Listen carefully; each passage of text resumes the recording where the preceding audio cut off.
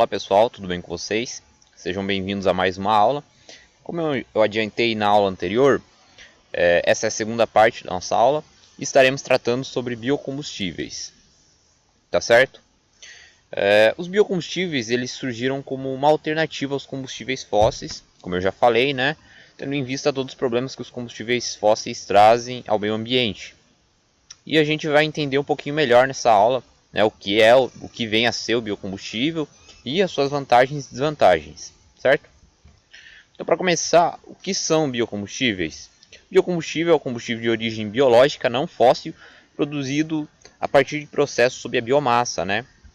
Então, a matéria-prima do biocombustível pode ser mamona, milho, soja ou a cana-de-açúcar, né? Como é o mais praticado no Brasil. E é o que a gente vai explorar é a cultura que a gente vai explorar quando a gente estiver falando sobre as desvantagens da utilização dos biocombustíveis, né? Dos impactos. Os dois principais tipos de biocombustíveis que tem são o álcool, né? Proveniente no Brasil da cana-de-açúcar, e também o biodiesel. Esses são os dois principais. Então, as vantagens da utilização dos biocombustíveis: a primeira dela, que é uma fonte alternativa de combustível, né? Isso é sempre bom. E também contribui menos com o aquecimento global. De que forma?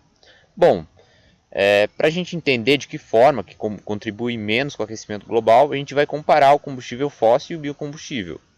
O biocombustível, a combustão, ela libera carbono na atmosfera, porém as plantas utilizadas como matéria-prima para a produção de biocombustível absorvem esse carbono na sua fotossíntese. Então meio que há uma compensação, né? Ao mesmo tempo que você está liberando uma grande quantidade de carbono para a atmosfera da queima desses biocombustíveis, as plantas que estão sendo utilizadas, que estão sendo plantadas, produzidas para gerar o biocombustível, elas estão captando esse carbono na sua fotossíntese, certo? Então há compensação. Já o biocombustível, no combustível fóssil, perdão, o petróleo joga gás carbônico na atmosfera e acumula, visto que o processo de retirada não foi alterado, né? Você só está jogando carbono para a atmosfera e não está retirando. Então, neste caso, o biocombustível possui um balanço de carbono aproximadamente igual a zero e uma pegada de carbono pequena. Já o combustível fóssil tem um balanço de carbono positivo e uma pegada de carbono grande. Pegada de carbono, para quem não sabe, é o índice que mede o impacto de atividades antrópicas, ou seja, do homem, sobre a natureza, a partir da quantidade de dióxido de carbono que elas emitem. Agora falaremos sobre as desvantagens da utilização do biocombustível. A primeira delas é que o ciclo do nitrogênio está sendo afetado com a cultura de cana-de-açúcar, né? Com essa cultura expansiva da cana-de-açúcar, melhor dizendo. Aqui eu trouxe o ciclo do nitrogênio para a gente relembrar rapidamente, né?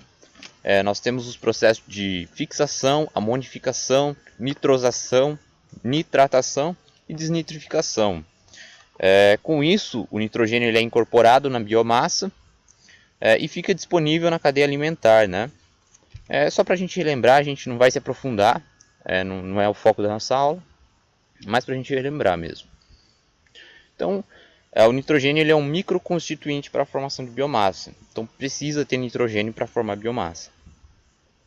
Então, ele é utilizado na forma de adubos para a produção da cana-de-açúcar, né? Que é o nosso foco. O problema todo é causado pelo nitrogênio ativo. O que vem a ser o nitrogênio ativo? Nitrogênio ativo são aqueles com atividade biológica e química capazes de modificar as propriedades químicas e físicas da biota. Então, ele está presente na forma de compostos solúveis em água e também na forma de gases.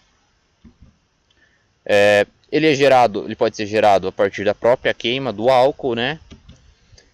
Através de adubos, que parte dos adubos que são aplicados nas lavouras eles se transformam em gases.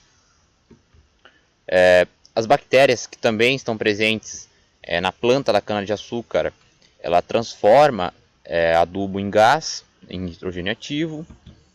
E também por uma prática muito comum ainda, que é o processo de queima da palhada da cana-de-açúcar, né? Que acaba facilitando algumas reações químicas que levam à formação do nitrogênio ativo. Outra desvantagem da utilização do biocombustível é o problema da eutrofização. Lembrando que a eutrofização não é um problema exclusivo da cultura expansiva da cana-de-açúcar. Ela também está presente em outras culturas. Em todas as culturas que você precise da utilização de adubo, praticamente ela vai existir, tá certo? Mas o que vem a ser essa eutrofização? Bom, como a gente já viu anteriormente, para produzir cana-de-açúcar você precisa da utilização de adubo, não é mesmo? Então, esses adubos ele possui nitrogênio, potássio, fósforo, que são os microconstituintes. E nem todo esse adubo ele é aproveitado pela planta. Então, quando tem uma chuva, por exemplo, parte desse adubo acaba sendo arrastado pela enxurrada, né, para os rios. E isso leva a uma adubação, digamos assim, do ambiente aquático, né? Você disponibiliza uma grande quantidade de nitratos e fosfatos e faz com que haja uma grande proliferação de algas. E essa grande proliferação de algas acaba diminuindo a concentração de oxigênio presente nos rios. Isso leva a todo um desequilíbrio aquático, né? Morte de peixes, enfim, desequilibra todo o ambiente aquático. E isso é muito ruim, certo? Outra desvantagem da utilização de biocombustíveis são que os óxidos de nitrogênio ajudam a catalisar algumas reações que levam à formação de ozônio, né? Você já deve ter ouvido falar da famosa camada de ozônio, né? Que é importante para a vida no planeta aqui, que filtra parte dos raios solares, né? Então ela é importante, porém na baixa atmosfera, que é a região onde a gente vive, ele é um composto muito tóxico para animais e plantas, certo? Então galera, sintetizando tudo que a gente viu, biocombustíveis são uma fonte alternativa de energia que causa impacto menor do ponto de vista da pegada de carbono. O processo envolvido na formação da biomassa também trazem prejuízos ao meio ambiente. E é isso galera, espero que vocês tenham gostado da aula. Não deixem de conferir o nosso material no site. A gente tem um material que com certeza vai servir para complementar o estudo de vocês, certo? Também não deixe de resolver as questões propostas lá no site. E é isso aí galera, até a próxima aula, até lá.